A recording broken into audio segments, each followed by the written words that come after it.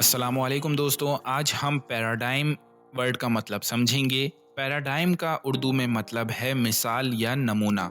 इस वर्ड को समझने के लिए सोचिए कि हर कोई अपनी सोच और दुनिया को अपने नज़र से देखता है। हर इंसान का एक अपना तजुर्बा और सोच का तरीका होता है।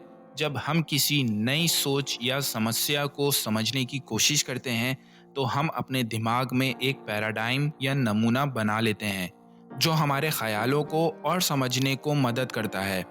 For example, her paradigm shifted when she realized that success can also come through creativity and collaboration. उसकी सोच बदल गई जब उसने समझा कि कामयाबी भी तजुर्बा और इत्तेहाद से मिल सकती है। तो दोस्तों, ये था पैराडाइम लफ्ज़ का मतलब। उम्मीद है अब आपको समझ में आ गया होगा। मिलते हैं नेक्स्ट वीडियो में। शुक्रिया।